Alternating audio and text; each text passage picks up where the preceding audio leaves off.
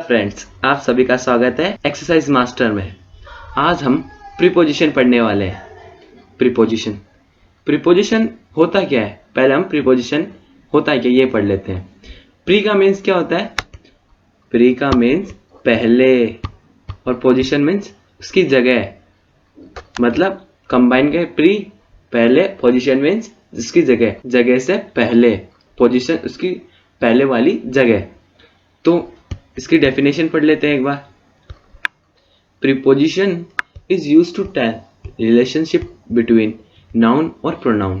Preposition क्या है? Noun और प्रोनाउन के बीच में वो रिलेशनशिप बताता है। एग्जाम्पल देखते हैं, एग्जाम्पल से आपको बहुत बढ़िया समझ में आएगा। एग्जाम्पल क्या है? I am in the class, मैं क्लास में हूं। तो आई इसमें क्या है? प्रोनाउन। इन क्या है? इसमें प्रीपोजिशन। और क्लास क्या है? नाउन और ऑब्जेक्ट। तो प्रोनाउन और नाउन के बीच में इन जो है, यहाँ पे दोनों के बीच में रिलेशनशिप बता रहा है। नाउन और प्रोनाउन के बीच में, दोनों के बीच में रिलेशनशिप बता रहा है। इसको कहते हैं हम प्रीपोजिशन। तो प्रीपोजिशन को 3 चीजों पे डिपेंड किया गया है। फर्स्ट, टाइम, प्लेस और डायरेक्शन। आज हम सिर्फ प्रीपोजिशन ऑफ टाइम पढ़ेंगे। अब पहले देखते हैं प्रीपोजिशन ऑफ टाइम होता क्या है।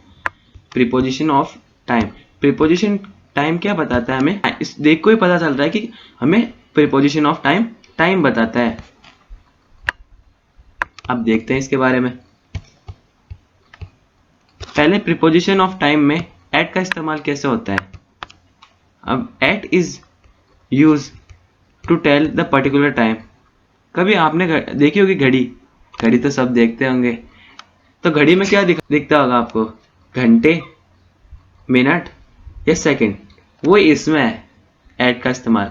हम कभी भी हावर्स, मिनट्स और सेकंड जब आते हैं तब हम एट का इस्तेमाल करते हैं। इसका एग्जांपल देख लेते हैं। My friends wake up at 5 o'clock। मेरा दोस्त 5 बजे, सुबह 5 बजे उठता है। तो यहाँ पे 5 o'clock से पहले एट आ गया, तो यहाँ पे टाइम आया, तो एट का इस्तेमाल भी हो गया। अब नेक्स्ट एग्जांपल देखते हैं।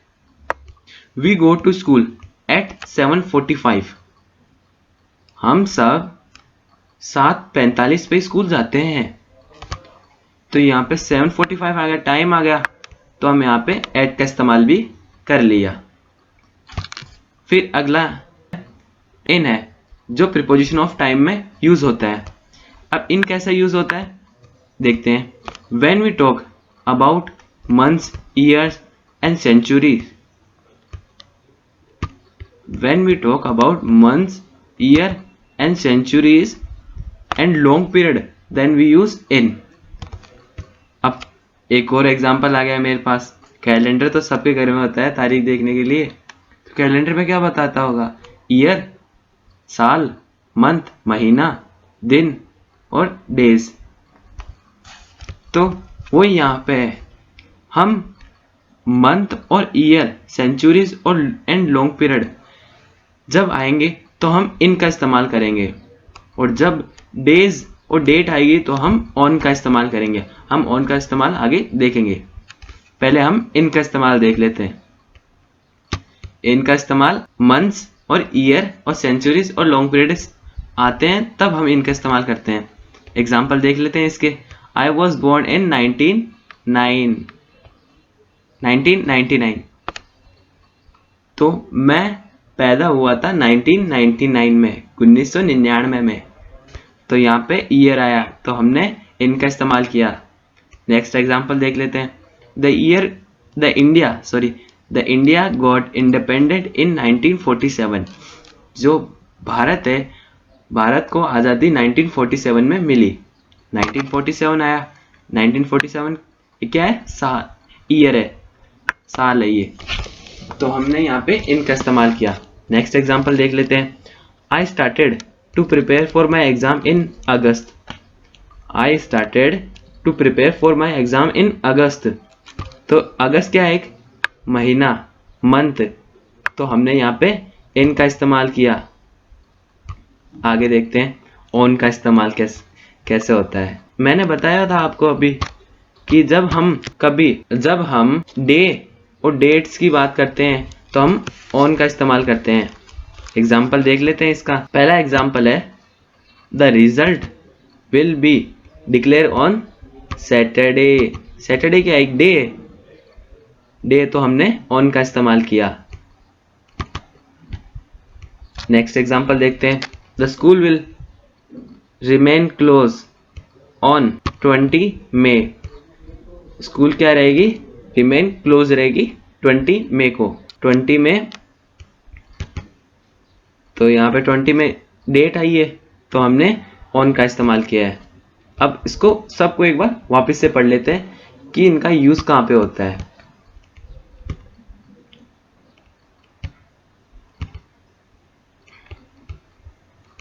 इनके यूज देख लेते हैं एक बार।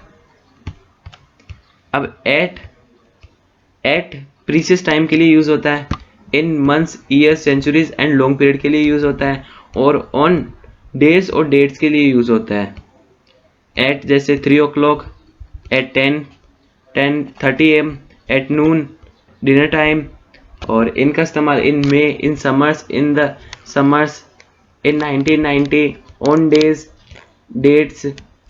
ऑन का इस्तेमाल on Sunday, on Tuesdays, on 6 March, on 25 December 2020। नीचे देखते हैं। और फिर एट का इस्तेमाल at bed time, at sunrise, sunset, at the moment. और इनका इस्तेमाल in 1990, in the 1990 century, in the next century, in the ice age, in the past future. On का इस्तेमाल on 6 March, on 25 December 2010, on Christmas Day, Independence Day, on my birthday, on New Year eve. अब आगे पढ़ाया था कुछ इसके homework भी आपके लिए। होमवर्क तो कह नहीं सकते, आज यहीं पे एक्सरसाइज सॉल्व करेंगे हम। पहली एक्सरसाइज है, हमें एट, इन एंड ऑन का इस्तेमाल करके इस एक्सरसाइज को कंप्लीट करना है। पहला एग्जांपल देख लेते हैं। पहला question, I am going to Mumbai on Sunday. मैंने तो आंसर बोल दिया, क्या करें, आंसर निकल ही जाता है। आपके भी ऐसे आंसर मुंह पे आ जाएगा। तो इसका आंसर क्या है? ऑन। फिर नेक्स्ट है, the class will be held on Monday. यहाँ पे क्या है? डे है, ये एक डे है तो यहाँ पे ऑन का इस्तेमाल होगा। अब एग्जांपल थर्ड देख लेते हैं। The first Olympic held.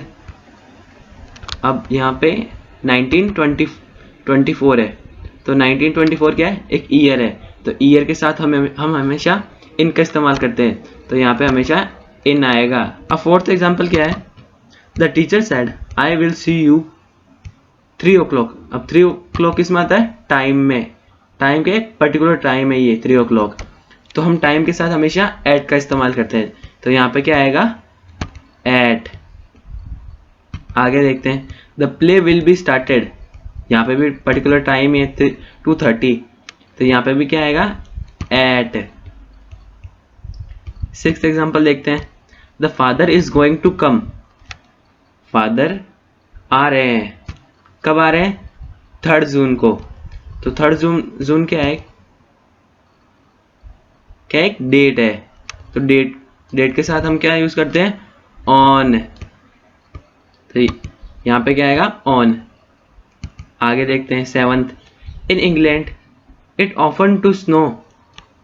England में इस स्नोफॉल होती है। कब होती है? दिसंबर में।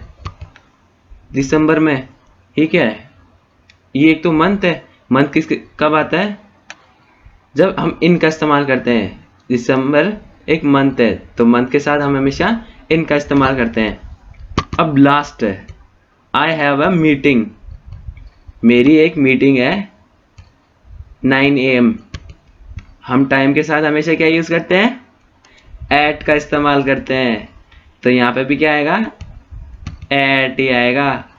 आपको अगर मेरी वीडियो अच्छी लगी हो तो लाइक, सब्सक्राइब और शेयर करना ना भूलें। Thanks for watching.